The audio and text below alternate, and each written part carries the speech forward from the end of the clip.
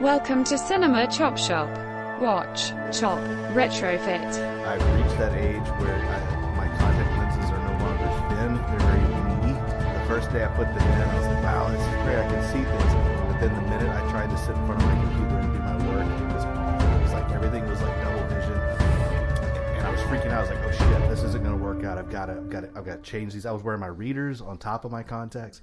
And then that was on Monday. Then we had the 4th, so I didn't work that day. Came back on Wednesday, and like magic, everything was fine. Weird. And I was like, God damn, the brain is a really crazy thing. Well, I've been all but legally blind since I was, born. But so I'm used to not being able to see. But a few years ago, when I started having to wear reading glasses, I thought I had a brain tumor, and because I WebMD'd it. And blurry vision, and my eye doctor was like, "No, dude, you just need to go to CVS and get you some readers."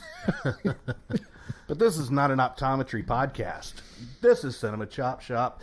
Welcome, and we're back from a brief hiatus, and I apologize for the couple of weeks we missed. But apparently, Joey can't keep his calendar straight of when his relatives are getting married. Mm-mm. Did you get in trouble for that?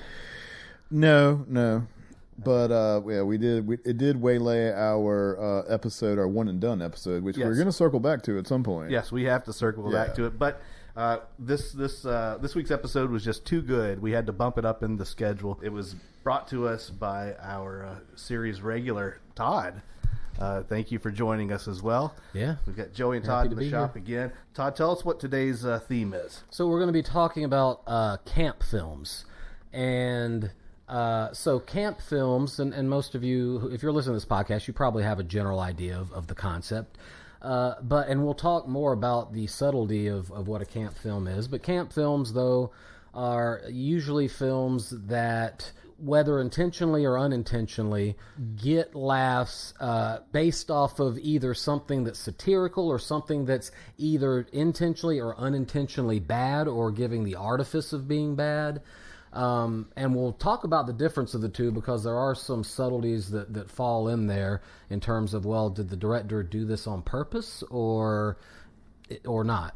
All right, so we're going to be doing the camp films. We're calling this episode Summer Camp because we're in the heat of fucking summer. It's ball sweat hot. You guys were having some fun in the sun recently. Tell us about that. What was up? We went to the Pisgah Forest Mountains of North Carolina, where it was much cooler than it is here. I can imagine. Still hot, though. Yeah. Most days. There were a couple days where it would shower, and then it'd be kind of cool after that. But we had a nice hike one morning when it was nice and cool and overcast. So saw some waterfalls, did some touristy things, shopping and whatnot. So it was relaxing and fun. Drank a lot of beer. Well, that's good. As one tends to do on a vacation. That's good stuff. So, yeah, camp films. I wanted to bring up someone who wrote an essay in 1964. Her name is Susan Sontag. And her essay was called Notes on Camp. It was a 58-point essay. I will not bore you with all 58 points today.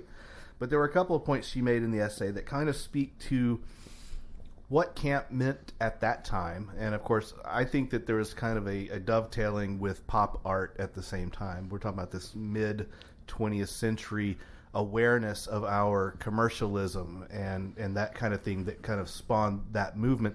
And so camp is kind of like almost like an offshoot of that. Mm-hmm. She says that camp is made of aestheticism.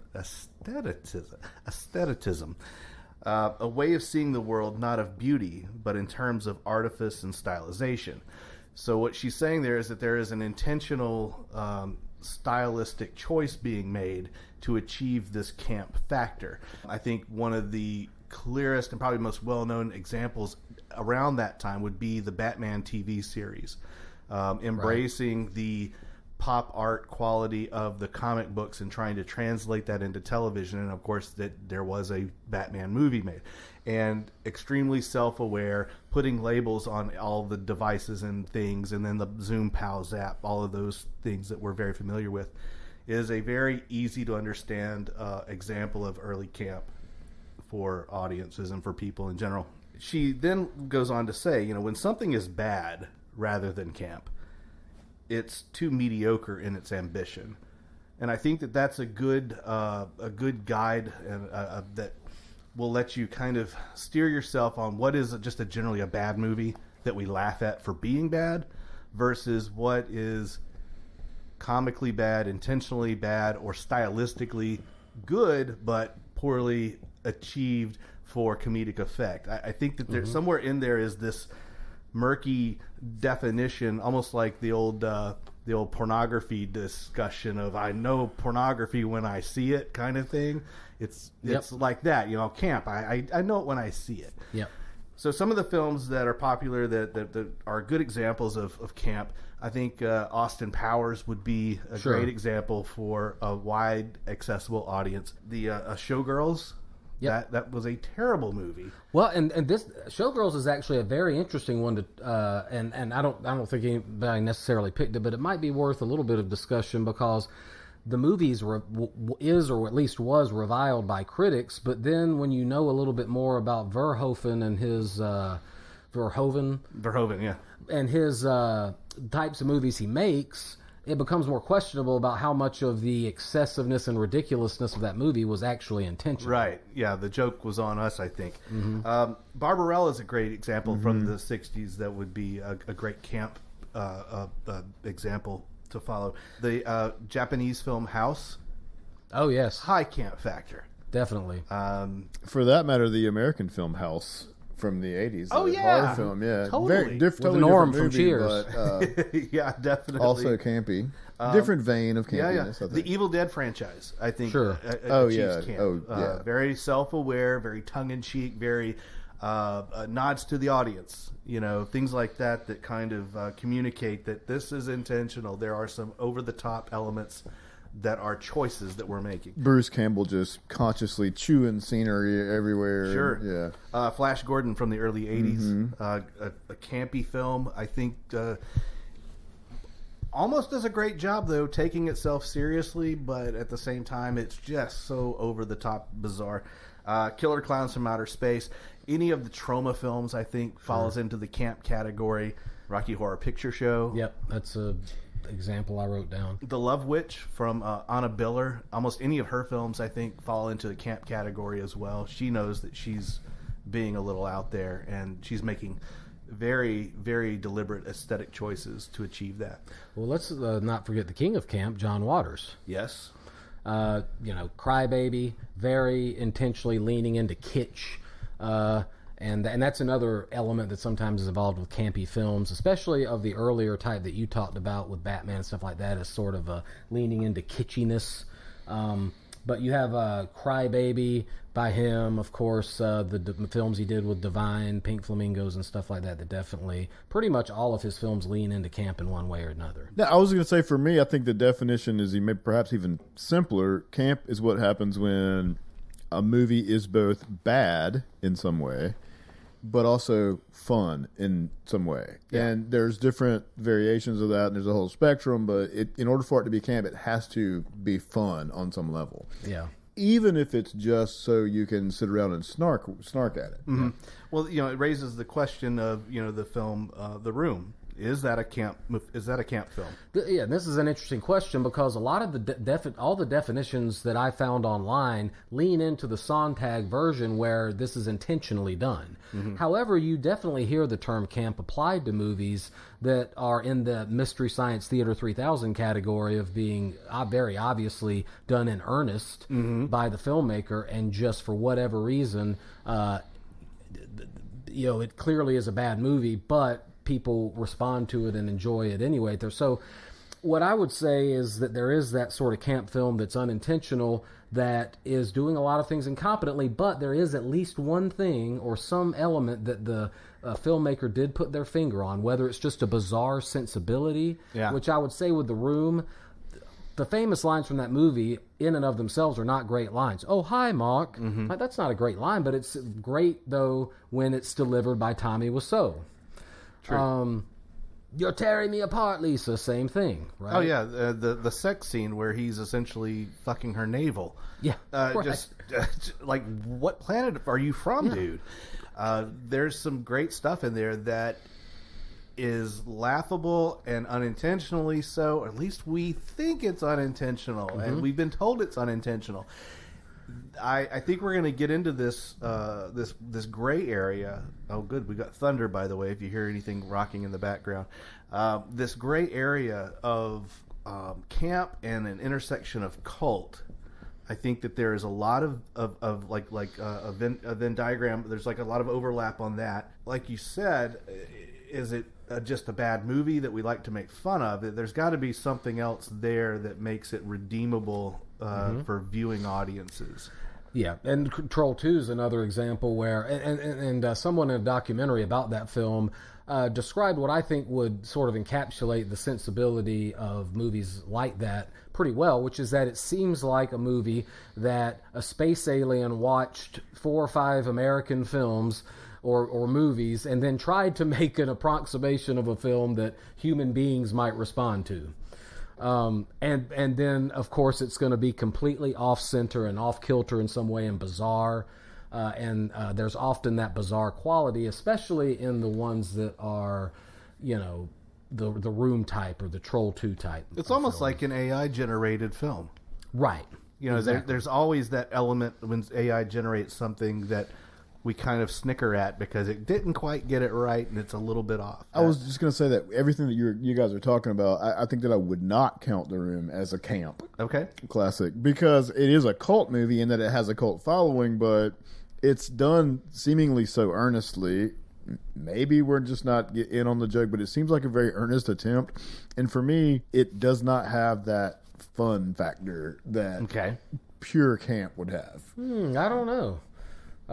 It's a pretty fun movie, and I've never been to one, of course, but if you ever watch like videos of people that go to the viewings of like The Room and stuff, they're shouting out the lines. They're, you know, there's a whole Rocky Horror thing built up around it. Yeah, there's a Rocky Horror thing around it almost. Same thing with Troll 2, and some of the other movies of that ilk. Yeah, and again, I think that's that crossover with cult. It's just like it's debatable which one it falls into, and I think there's a world where it can be both. Yeah, right. Well, I think it's subgenres. Yes, yes, definitely. I asked each of us to come up with 2 films that we want to bring to the discussion in the intentional camp and the unintentional camp. I think we'll let Todd go first. Okay, so for my unintentional camp. And some people might debate with me whether or not this is a good movie or not. I would argue that it is a good slasher film, but not a good movie as such. Sleepaway Camp from 1983. And this was directed by a guy named Robert Hiltzik, who this was the only film he directed for many years. And he became a lawyer after this, a corporate lawyer, and he didn't even know that this cult following had developed around the movie until the year 2000, and someone that was like a member of the fan club that he didn't even know existed called him up and, you know, wanted him to, you know, talk with their group or whatever. And he ended up directing, there were several sequels, but he ended up directing the one called Return to Sleepaway Camp.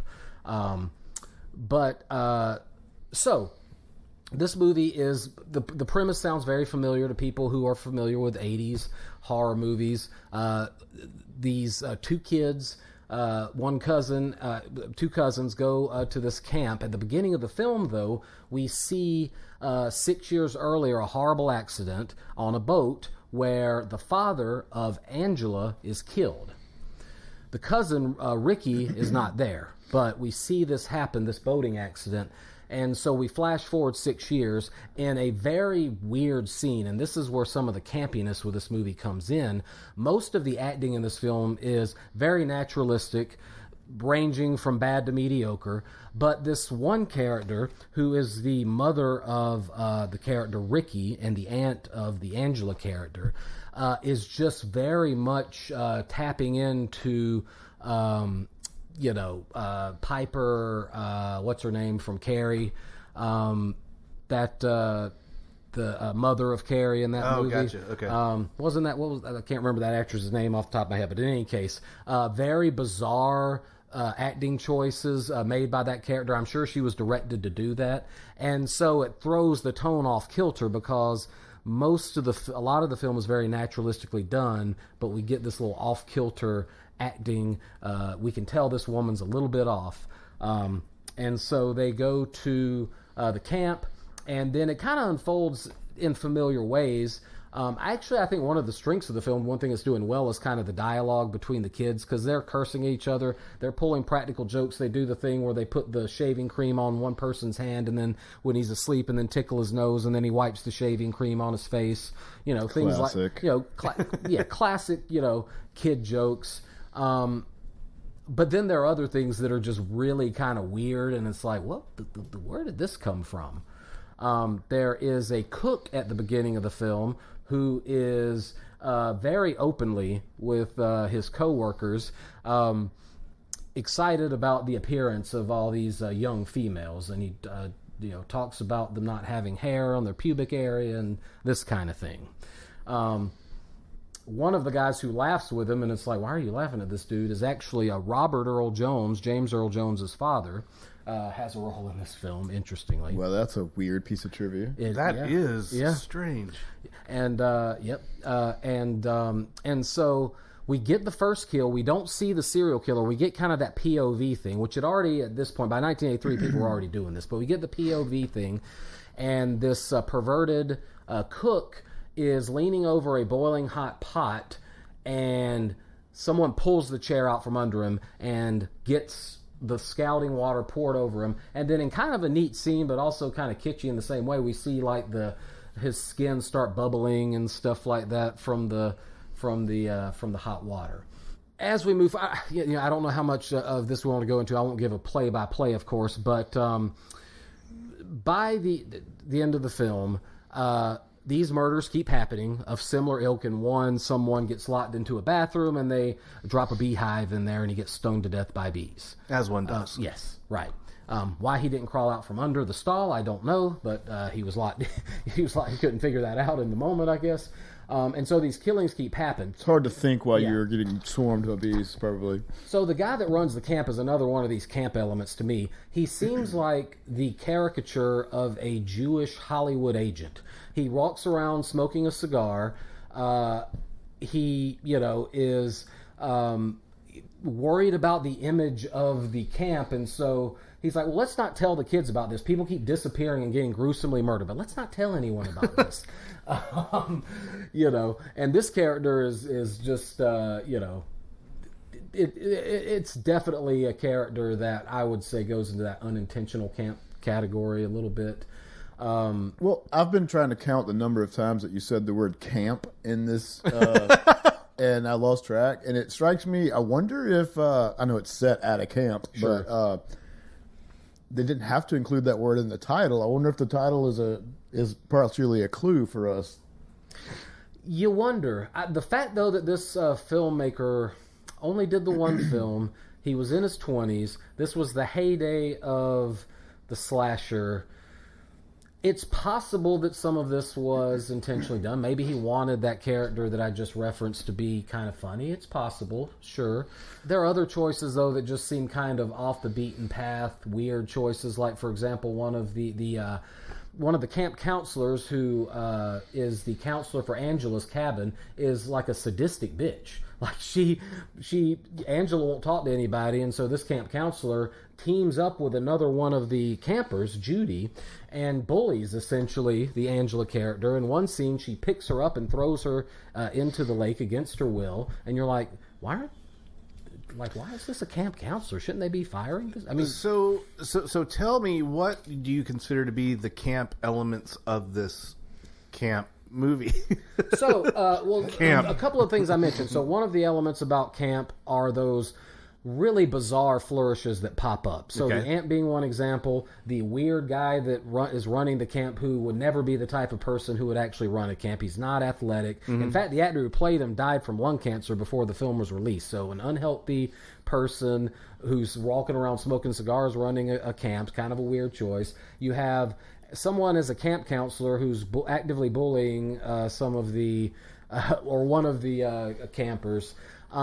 You have a homoerotic aesthetic that I haven't gotten to yet. So all of the male characters in this movie are walking around in Daisy Dukes, and one of them even has on like a half cut off shirt, Daisy Dukes.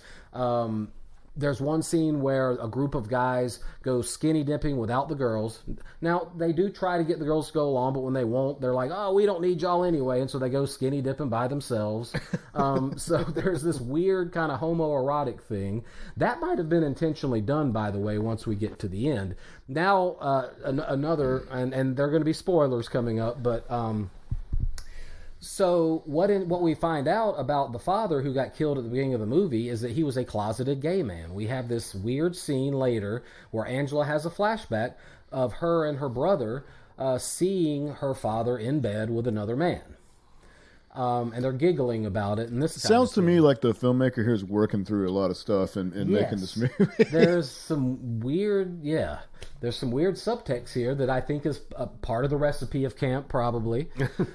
And then, to make a long story short, at the end of Ricky's friend, and I've forgotten that character's name, but anyway, he's trying to bring Angela out of her shell and kind of hook up with her, basically. And so finally he kind of breaks through the shell. He's trying to make out with her, feel her up and stuff, and she just won't go through with it. But then at the end of the movie, she decides to go through with it, sort of.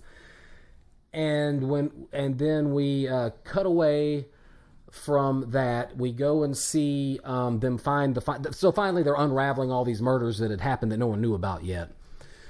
They go to the beach and find Angela with this kid's severed head in her lap, stroking his head, who was wanting to hook up with her.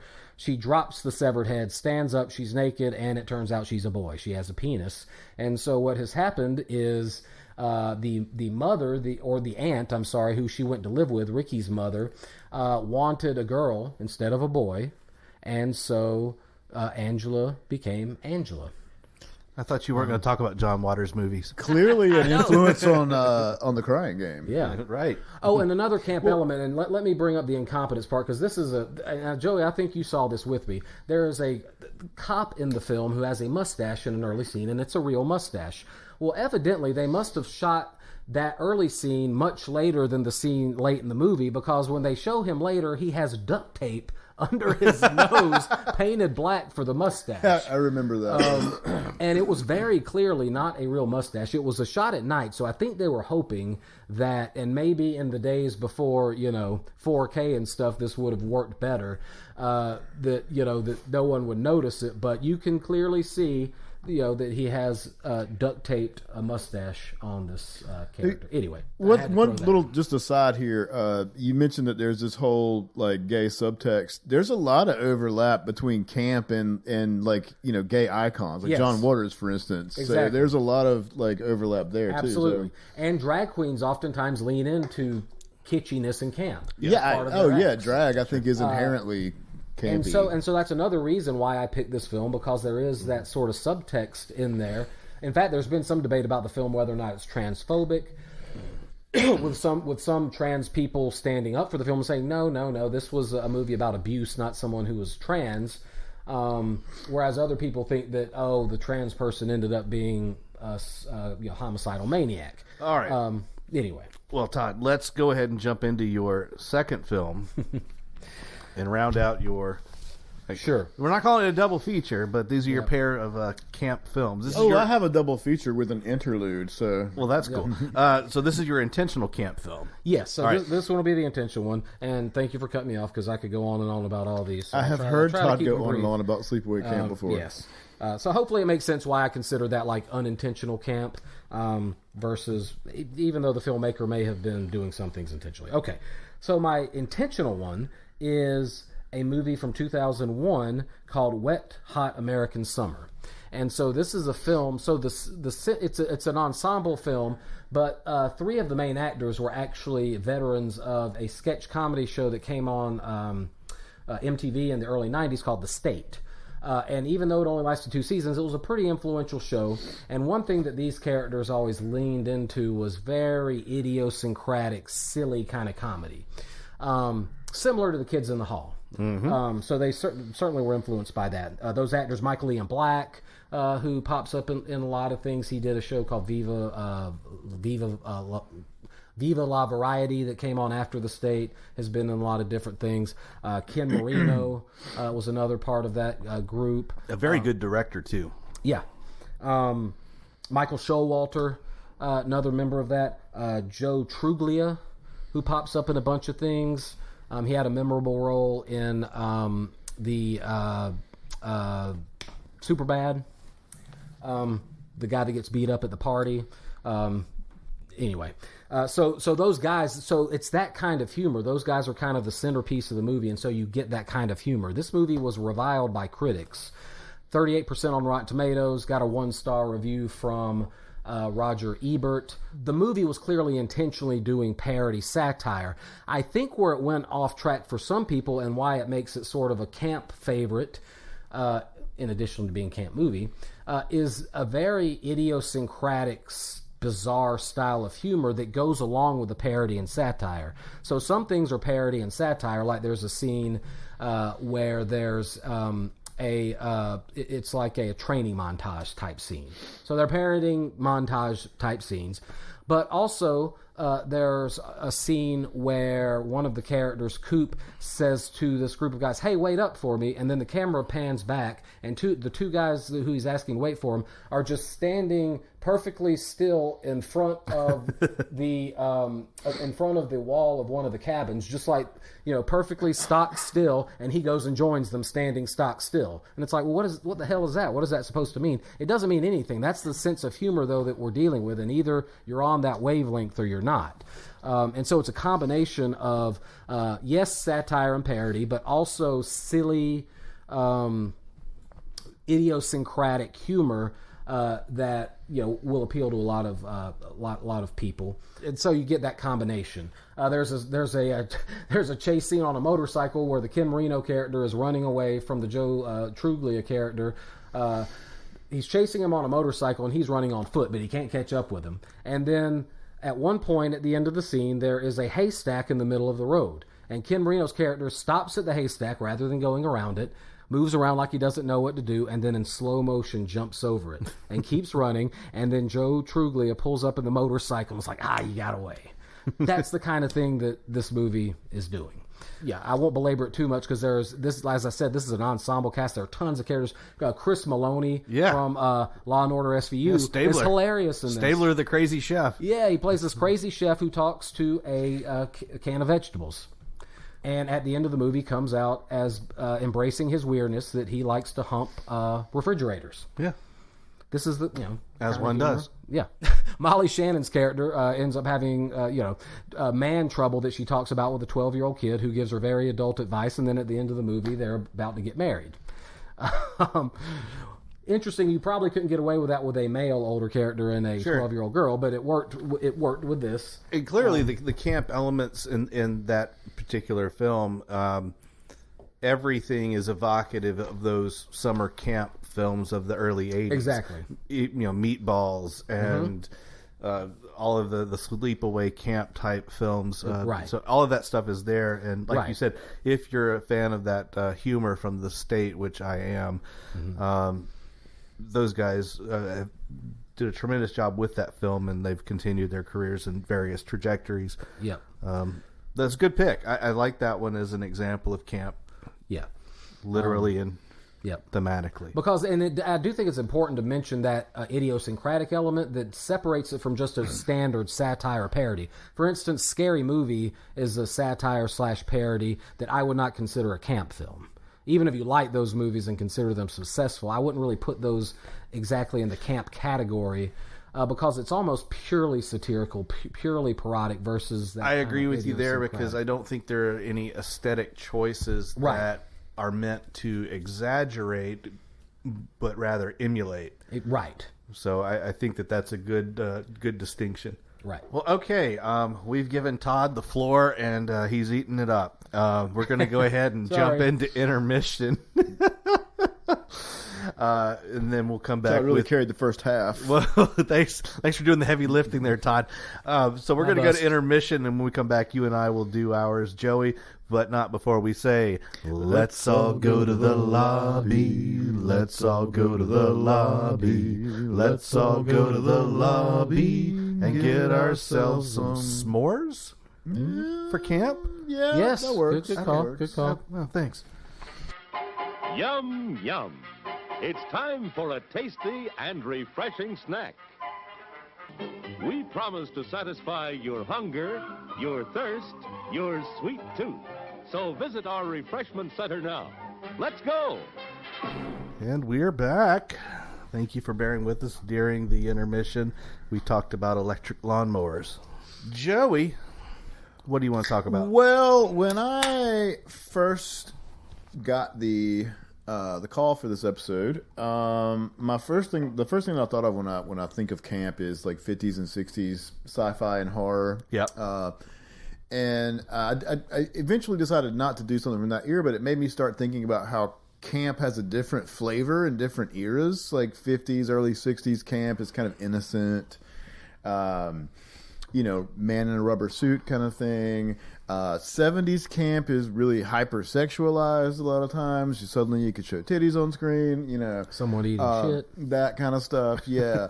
1980s camp has a completely different flavor, I think, when it comes to horror type camp anyway. And there's a lot of, horror camp overlap. 80s horror camp leans into like questionable practical effects and kind of over-the-top gore and things like that. So I went with two 80s horror movies, one of which was beloved from my childhood and one of which I just experienced for the first time maybe last year.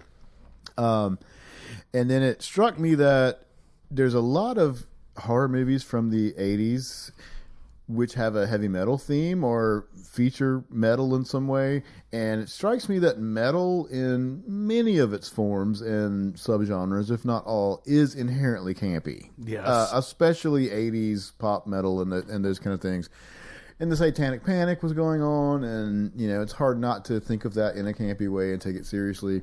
So that's what influenced the theme of my two movies. And the first one is a film called Black Roses, 1987, directed by John Fasano. He's done a handful of similar movies you probably never heard of, most notably another very campy one, which I almost put as a double feature, called Rock and Roll Nightmare. It's campy, but it's kind of unwatchable. So, but Black Roses does the thing that I like about campy movies, which is it does two things at once. It is campy. There is an intentional or perhaps unintentional incompetency running behind the scenes, but it actually works as a pretty good movie on a lot of levels too. And Black Roses is about a heavy metal band who does a 3-night stand in some middle American town. Plot twist, this is a spoiler alert, the heavy metal band, they're called Black Roses, actually are demons in disguise from hell, and they are bent on a mission to satanize all of the kids of this town. Well, good. So one of the things that makes this film interesting to me is that I find it, and I call it the anti-Footloose. Because the parents in this town who are anti-rock and roll, and they're oppressing the kids and all that, they're right. The band really is a bunch of evil demonic beings who are trying to take over their children. So I think it's the anti-Footloose. Another thing that makes this movie special to me is something that I just realized today. I have my own personal Mandela effect thing going on here. Okay. I would have sworn that this was a trauma release. Oh. I even called it a trauma release in my Letterboxd review of it when I watched it a couple of years ago. And then when I was looking at it today, it turns out that unless I'm missing something, it is actually not a trauma release. Okay. But it has all the hallmarks of what you might expect from one of those films. Over-the-top special effects, a general sense of campiness, but it's also very watchable as well. And the most noteworthy thing about this movie is that big pussy from the Sopranos gets eaten alive by a demonic record player. And if that's not camp, then I don't know what is. That's awesome. So that's my first choice, 1987's Black Roses. It also does something else pretty well, which I think is questionable in a lot of movies. Movies that feature metal music almost always in the 80s have third, fourth, fifth tier bands and or like canned music that's made just for the movie. Yes. This one does that to a certain effect, but it actually has a bunch of actual third tier bands. Lizzie Borden, King Cobra from Atlanta is a little known sort of between thrash and hair metal, and Carmen Appice from Cactus and Vanilla Fudge, brother of Vinny Appice, who spent some time with Black Sabbath, is a bit part actor. He's a drummer in the band. He actually plays and did most of the music on the soundtrack as well. So it gets the music part of it right, which I think is something that's key for something like this. I love it. 1987's Black Roses. Would I call it intentional or unintentional? I think that's arguable.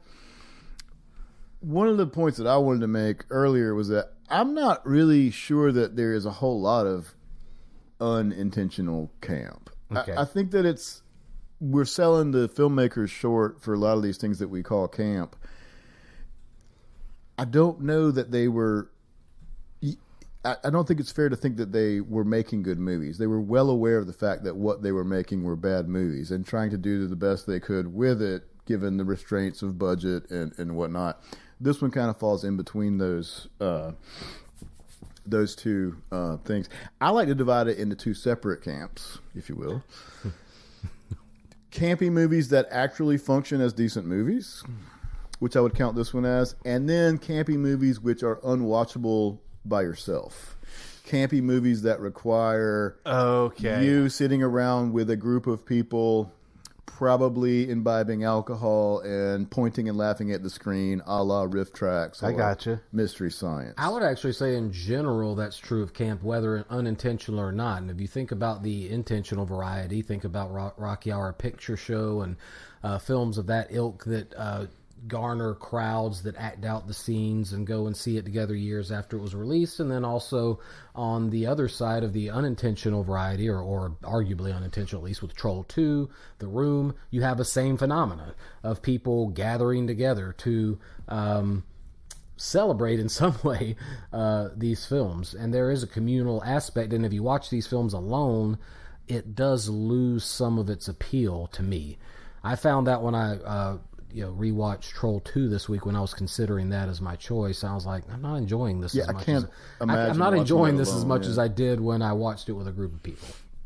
All right, Joey, what is your second film? Well, I'm going to do a double feature, midnight double feature, and we're going to have an interlude between, and I'm going to show Dawkins' Dream Warriors video from, from the Nightmare on Elm Street's number 3, The Dream Warriors. Also very campy. Dawkins playing in a sound set, a horror-themed sound set, and Freddy busts through the wall. It strikes me, though, that a lot of 80s horror, even the big-time movies, you might argue that many of the Friday the 13th sequels, for instance, almost all of the Friday the 13th, those big horror franchises from the 80s, there's an element of camp even in those. I would say certainly. Nightmare on Elm Street's sequels tremendously so. Tremendously. And even and all, I mean, I haven't seen all 14 or whatever of the Friday the 13th series, but they start kind of descending into camp very quickly, I think, as well. At the very least, self-parody. Yeah. So that's our interlude. The next one, I think, is arguable whether it's camp or not. Okay. It does have campy elements. Campy elements I would include in 1987's The Gate. Ooh, yeah. Or another heavy metal themed horror movie. The campy elements might be, some might say questionable practical effects. I think they're actually quite good. They're not meant to be realistic. They're meant to be somewhat cartoony, and they're actually quite well done. I was watching a behind-the-scenes thing about this movie today, and for those of y'all who haven't seen the film, two boys, one of them including Stephen Dorff, a 19-year-old Stephen Dorff in his film debut, open a portal at the gate, basically, to hell. There's a heavy metal album by an actual band called Sacrifice. They have an album called The Dark Book, which does not exist in real life, but they do have mini albums of their own. Actually, are still playing, by the way. So they use this Sacrifice album to help open the gate to hell, more or less inadvertently. And out pops a bunch of tiny minions, demonic minions, who look somewhere between the Ghoulies, which were sort of the knockoff Gremlins, and I don't know, aliens. It's an interesting effect. I always thought that was stop motion animation, but it turns out that they were a bunch of grown-ass men in rubber suits. And then shrunk down for the sake... and they did a bunch of... I would have sworn that was stop motion. It looks like stop motion. Yeah. But they did it... A lot of it they did with scale stuff. Like they showed a set, behind-the-scenes image of a set where there was huge furniture. Sure. And these little guys, running around in their rubber suits. So again, actually, I think quite good special effects for the time. Mm-hmm. Perhaps laughable now. It strikes me that what we consider camp, 30 years later, may not necessarily be camp in the time. Another thing that makes this movie kind of campy is that it's really weird tonally. Yes. It's kind of marketed as a kid's movie. It features children as its protagonists. But it's fucking dark, and it's kind of gory, and this was back in the days when they would push a PG-13 to the very limit. Yep. Almost certainly would have been an R now. I've been watching somebody on social media. She is a Gen X type woman who her theme is, our parents were trying to scare the shit out of us. And everything that she has said is true. I think that trauma and fear and just phobia was the theme of my childhood. Mm-hmm. And I think that my parents were the architects of it all. Yeah, and there's an element, of course, yeah. And I couldn't imagine showing this film to my now 10-year-old, although I'm sure that I watched it. I know that for a fact that I watched it at the time, and I wasn't much older. I would have been maybe 12 at the time, and I saw it around that same time. And I remember being scared shitless of it at the time and then laughing at it when I saw it later in life. And to me, that's a kind of a campy element, I think, as well. There's a lot of films like that. Children of the Corn, Dreamscape, this one, which were really scary to my developing mind and seem kind of cornball now that I'm older. But it also actually kind of works as a film as well, too. And I'll say this: there's a scene in The Hand where a demon touches Stephen Dorff's character on the head, which naturally makes him grow an eyeball in the middle of his palm, and the effect that's done on that is pretty damn good. Yeah. I still would count it as camp, but I think it does work as a movie. Nice. Todd, you were going to say something? Oh, my example of that I can recall of a film that I saw as a kid that terrified me, and years later, I laugh at, is Friday the 13th Part 5, which I actually, and I even saw the edited version when I originally saw it on USA. Which one is 5? That is the one where the Tommy character, which was in Part 4, Tommy is this character played by one of the 80s icons. From the Lost Boys and Corey, yes, Corey Feldman is in Part 4 of that film series, which, by the way, is also a campy movie and a really fun one. But the 5th one is that character grown up, not played by Corey Feldman, and he's like in a mental institution or something like that. And so the killings are happening, but then, spoiler alert, it turns out that it's actually not Jason, but the father of one of the patients who was murdered by another patient. There's another one of those where anyway, it scared me shitless, and years later the point was that it scared me shitless, and then years later when I watched it, I was like, this isn't scary at all. Yeah, I was just gonna say again, I think that camp has a different flavor in different eras, and there's in the 80s, I think the particular flavor of camp is questionable practical effect, which I still say hold up better than CGI in a lot of cases. Oh yeah, the practical. They're certainly more creative, even if they don't look quote unquote real. Yeah. And both of the movies that I have selected, I think, kind of nail that aesthetic. Mm-hmm. Okay. when even Sleepaway Camp, the practical effects in that were actually pretty good with some of the kill scenes. Black Roses is worth a watch just for the scene I mentioned earlier with Big Pussy, who, as I said, gets eaten by a demonic record player, and it's awesome. I don't understand. Like, did the record player have a mouth? Like, where was the mouth on the record player? I think that, and okay, it's been 3 years since I saw this, and this was I did watch some clips of it today to refresh myself. I think that they're playing the record by the band, and then the record player itself kind of morphs into a demon, or a demon kind of comes out of the record player, but the demon is a big toothy puppet, basically. Okay, are the teeth record and they needles? No, that would have been a really nice, missed the boat. That would have been a nice choice. Jesus. And Big Pussy and this demonic entity sort of duke it out for a while, and spoiler alert, he loses. We should have done a disclaimer at the beginning of the episode to tell people do not play the camp drinking game. When we say the word camp, do not take a drink. And if you do, we are not responsible. We're not responsible for what happens to your sorry ass. Drink Miller Lite if you're going to do it. True to the spirit of the show, the old midnight double feature, I picked two films that have several ties to one another. Both were released in 1995. Both co-star Ice-T. Both had success in other media prior to its adaptation into film. So I'm going to start with the unintentional camp film Johnny Mnemonic. This, of course, is the adaptation of a short story by revered author William Gibson. I was a big fan of William Gibson's stuff. Did you guys read him back in the 90s at all? He's one of those guys that's always been on the list that I would definitely want to check out at some point. But, of course, he's famous for having invented the term cyberspace and other terms. iPhones, I actually watched Johnny Mnemonic this morning because it's in the Criterion AI collection now. Did you watch the black and white cut? No, I didn't. You should have watched the black and white cut. But they mentioned iPhones in that. So I assume that's where Apple got that from. I guess. Yeah.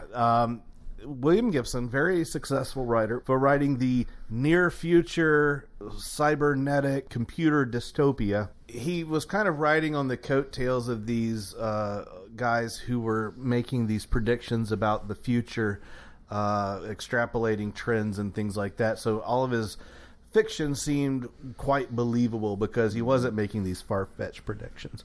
Johnny Mnemonic was released in 95, as I said, directed by Robert Longo.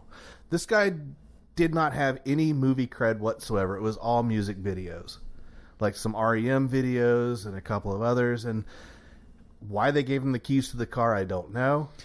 This seems like a common thread as well, because I know the two directors I had, John Fasano, did a couple of other movies, but was mostly known for as a script doctor and as a weapons expert who wrote for like those militia mags, like Combat.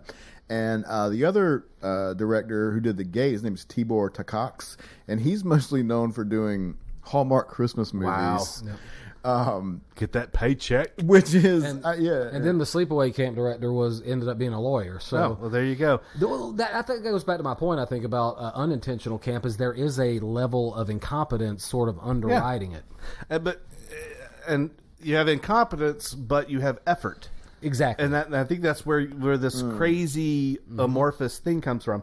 So the film stars Keanu Reeves. This is pre-Matrix Keanu Reeves. We have Dolph Lundgren, who we just talked about not too long ago on the show. Over his head in that role. Dina Meyer, who is in Starship Troopers, very attractive, very cute, very bad actress. Yes. Ice-T, which is another common thread in my double feature. Also a bad actor. Henry Rollins was a street doctor in the film, and Udo Kier, very acclaimed actor. He was the best actor in the movie, for sure. Sure. So you've got a data courier who must deliver or unload the data that's stuffed into his head beyond his capacity, or it will destroy him. That's the plot. There are several factions that are trying to secure this data by any means necessary, including cutting his head off. The reason this film becomes campy, in my opinion, is that it is done with such reverence for the text that it looks absolutely ridiculous on screen, especially when you have the stiffness of Keanu Reeves and Dina Meyer's acting. That is, to me, that it was one of the, not the only one, but one of the big differences between this actually being a good movie is that the choices for the actors were across the board pretty bad. Terrible. Like the Dolph Lundgren character, for example, that could have been an awesome... Well, see, I think that the Dolph Lundgren character was doomed from the start because the whole street Jesus thing doesn't make any sense, and the way he would crucify his victims with whatever implements he had handy were just, that was going to look silly on screen no matter what. Now imagine though Willem Dafoe in that role, who I thought of as someone that would have like nailed that type of character, no pun versus intended. Dolph Lundgren. I mean, come on, like in over his head. That goes back to the whole intentional versus unintentional thing. But I'm sorry, if you cast Dolph Lundgren in a role, you are preparing yourself. You have to know what you're getting, and part of what you're getting is a really weird, if not just flat out awful. And it was weird. It was strange, as was Henry Rollins' character as a doctor. Let's put glasses on Henry Rollins and make him look smart.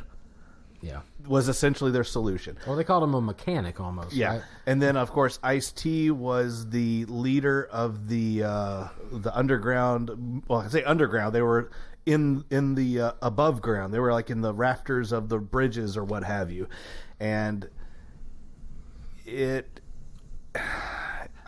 Ice-T was cool at the time, I guess. You know, he's had a 30-year acting career. How? I don't know. He's terrible. So yeah, for me, the camp factor comes from the fact that they tried so freaking hard, and yes, it does have an aesthetic, and the aesthetic, like you just said, Joey, with the lens of time, is absolutely ridiculous because you've got these aspirational computer graphics that look ridiculously silly by today's standards. Well, William Gibson's stories are by and large unfilmable, especially with the limitations of the technology at the time. Agreed. And that's why I think that this starts to bleed over into camp, because I don't think that there is any way to do the text justice. Your brain can do a good job of filling it in all seriousness as you're reading it, thinking, wow, that was pretty cool. But then the minute you try to translate it to film, it just becomes impractical, and that's where this goofiness comes from. And then, again, like I said, underscored by really bad acting, then you've got a campy film. Well, and there were also and I wonder, because Gibson wrote the screenplay, right? He was a co-writer. Okay, so that's having never read Gibson, I don't know if this is part of his aesthetic or not, and I wondered if this might have been an intentional part. There were a lot of like hammy one-liners in this movie too, and I wonder was that Gibson? I don't think that was him, or was that like the script doctor kind of? I think that was there was a lot of studio speak in there that had to have happened. Yeah, because there were some hammy, especially for 1995. I mean, you've got people that are working in high level studios that are thinking, well, we've got to have that Schwarzenegger one liner. Right. I think that's what they were shooting for. And again, this just predates The Matrix by like 3 or 4 years. So, Keanu Reeves, not quite there yet. He's still really a bad actor in this film. Well, and he's the classic Robert Redford type. And Dolph Lundgren falls in this category too. There's one thing they can do really well, and if you put him in that type of character role, great. But if you want them to show some range, they're not a shortstop, So, on the field. Joe, you were going to say something? Well, I was just going to say, I don't think that was probably Gibson's touch, because I did not read William Gibson at the time. I read William Gibson just a few years ago for the first time. And I remember kind of being prejudiced against him because of this movie, which I don't remember a whole lot about, but I do remember hating it in the 90s. And then so I kind of didn't want to read William Gibson. When I finally did, it struck me as very different tonally than what I knew from the film. I'm pairing that with a film that, as I said, enjoyed success in other media, and I'm talking about Tank Girl. Now, Tank Girl was a comic book / comic strip written by Alan Martin and Jamie Hewlett. Now, most people would know Jamie Hewlett today as being one of the co-founders of the band Gorillaz. He's the visual artist behind that entire... Your mind blown yet? My mind just got Your mind blown yet? So, he did extremely well. And the comic series was enjoyable and funny and clever. And you've got a girl who lives in another dystopian future. But this one's silly. This one's campy. This one is controlled by Water and Power Department. That's the name of their corporation. And they literally slap devices on the unsuspecting or the poor or whatever, and it sucks the water out of their body so they can have water. And that's pretty much the evil corporation premise. No, this is an actual trauma release. No, it's not a trauma release. Tank Girl is not a trauma release. No, it's not. It was I wonder how many films I've been assuming are trauma releases that are not actual trauma films. This movie was directed by Rachel Talalay. She directed a Freddy's Dead, The Final Nightmare. She directed several seasons of Doctor Who, several seasons of The Flash on CW. So she knows what she's doing. She's got chops. This stars Lori Petty, another favorite of the show from League of Their Own. Thank you. Oh, right. Okay, yes. sorry. But it also stars Ice-T, Naomi Watts, a very young Naomi Watts, who plays a nerdy girl who flies a jet. Her character's name is Jet, I think, or Jet Girl. And Malcolm McDowell, another heavy hitter. So that's another tie that binds, I think, between these two films. So, based on the comic strip by the two previously mentioned creators, a girl navigates a dystopian future controlled by a water and power company with her tank, her pilot sidekick, and a gang of genetically modified kangaroo men. I think they're called Ravagers or something. And they're kind of feared until they kind of meet up with them later. And then there's some romance that happens between the girls and these kangaroo men, which is weird. But Ice-T is one of these kangaroo men. The makeup's very silly on the kangaroo guys. Very fat fingers, very practical effects. But then you've got some robotics that are happening with their facial expressions that are quite nice. They constantly reference the comic strip and the comic book by cutting to actual cuts from the comic book throughout the film. So there is a nod to the source material that lets you know that we know what we are. We're not trying to be something that we're not.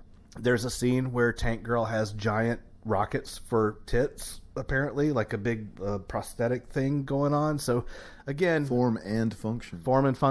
But seriously, there is no at no point does the film take itself too seriously. The film obviously has an understanding that to adapt this comic book into a film, we've got to completely commit and be ridiculous and over the top and stupid and silly. The Malcolm McDowell's character ends up like taking off his own head through the company. It becomes like a hologram of his head. And then he has like this weird like gauntlet on his arm that reminds me of the villain from Inspector Gadget.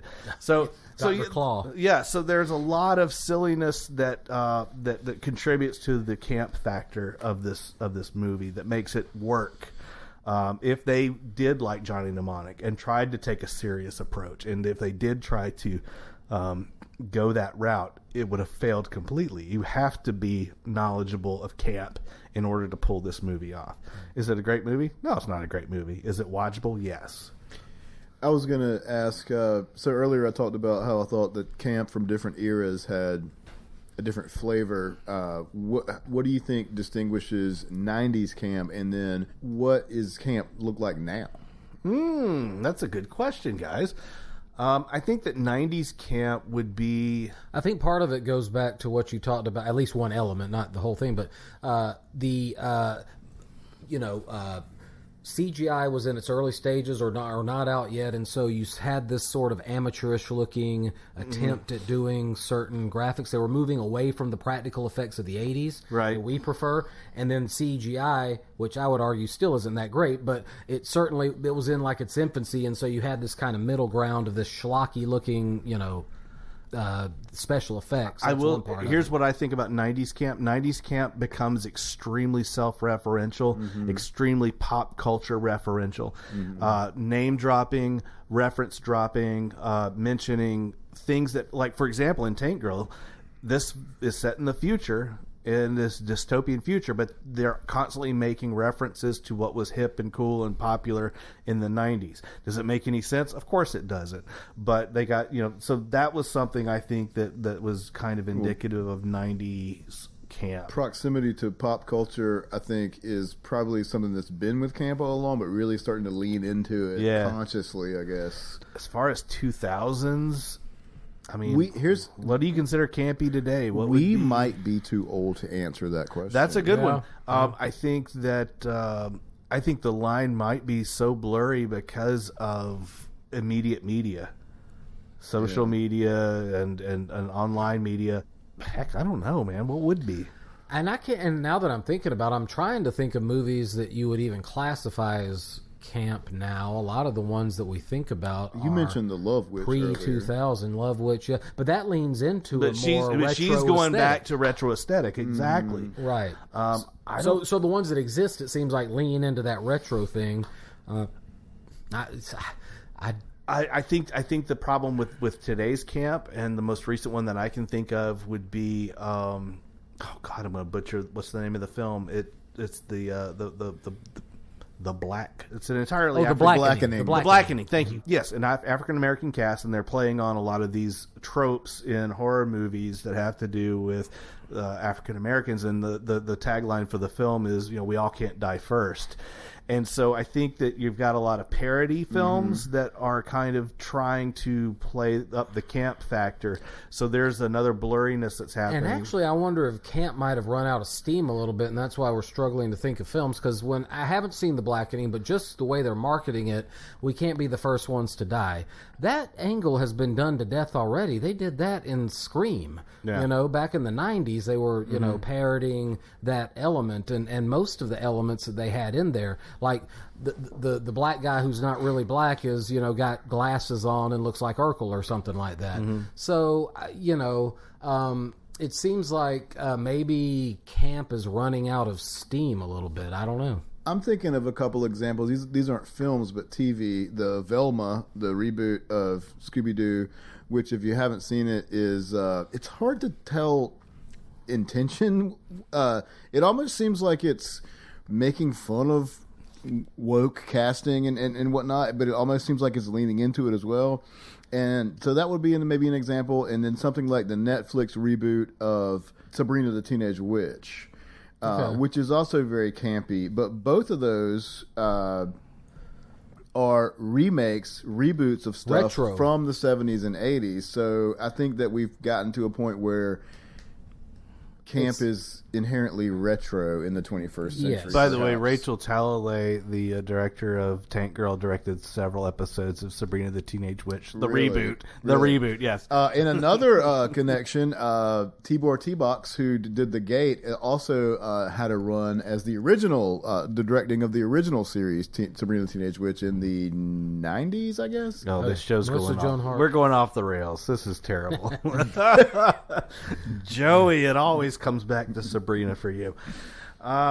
Okay, so obviously we know a lot about camp when it comes to old guy stuff. We don't know about camp when it comes to the kids.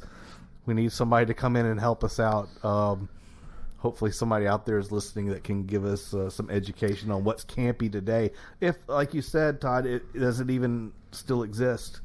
Or it's retro to whatever degree it does. Are we so self-aware in the moment that campiness doesn't even have a place? I don't know. It's become a moot point. Well, some people said after 9/11 that irony died, and so if that's the case, then camp almost doesn't have a place. At least not intentional camp, because irony is baked into the recipe, right? If that's true, it might not be, but yeah, I think that parody has become the new camp. Yeah. If anything, that's if you had to, say, tell me now, what is it? I think that parody is probably going to be the answer that I would give as being the today's campiness. Right. I can't think of any other examples. Right. Yeah. All right. Well, Todd, thanks for coming up with this great idea. This is fun. Summer camp, right in the hot of the heat, and Thank God we've got some thunder and some clouds. It won't be oppressive when we walk out of the shop here. What do you guys got going on? What's coming up for you? Anything to plug? Anything new? I have something interesting that's actually a tie-in to our show here. I have a story upcoming, and this will be coming out late this year or early next year. But there's an editor that I know who's putting together an anthology of short stories themed around Romy Schneider movies. Okay. And I am writing I'm putting the finishing touches on it right now, a crime noir thriller inspired by The Swimming Pool. Oh, cool. Awesome. 1969 film starring Romy Schneider. Nice. I really like Romy Schneider. And I'll just leave it at that. If you've not seen her work, I say, well, watch it. She's very talented. Talented is not the word I would use, but okay. She is talented, but that's not the word I would use to describe her. Todd, what you got? I would recommend everyone go see Wes Anderson's new film, Asteroid City. And I think Joey's on board with me with this. I've always liked Wes Anderson, but I do feel like there's a lot of sameness with some of his movies, and I feel like this movie still definitely has the Wes Anderson elements to it, but I feel like there are enough new touches that he's thrown in there to where it's a unique experience in his filmography, and I like that movie quite a bit. I agree with you there. I think that visually it's probably his best. Possibly. Visually. Right. And I admire some of his innovations in his own storytelling in this film. Yeah. I think that some people might not get it. Mm-hmm.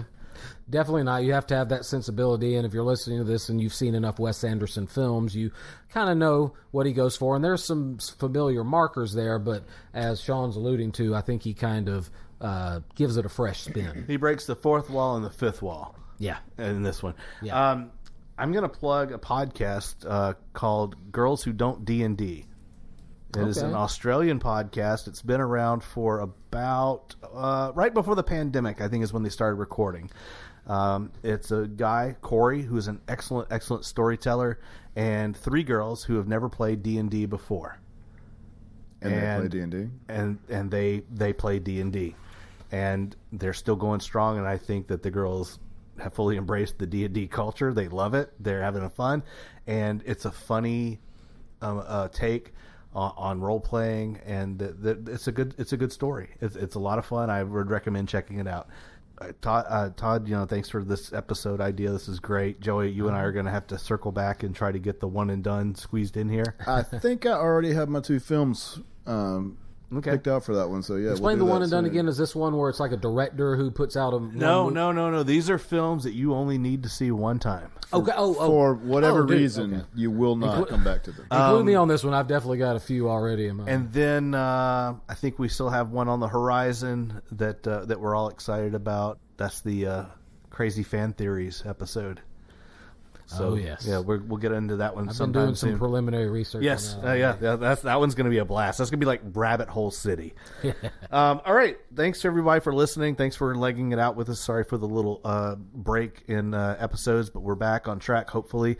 And please tell your friends about us. Rate, review, subscribe. Check us out on social media. Send us a note. We're at Cinema Chop Shop on everything except for YouTube. We're at Cinema Chop Shop Podcast. There you can watch an audio presentation of this episode, which makes no sense whatsoever. I have a face for radio. Don't we all? So anyway, thanks guys, and please stay cool. It's really freaking hot right now after we had a very mild spring, which I'm still thankful for, but it's pretty oppressive right now. And be good to each other. Call your family. Tell them. As Jerry Springer would say, take care of yourself. Take care of yourselves. That's it. And please remember to watch, chop, retrofit.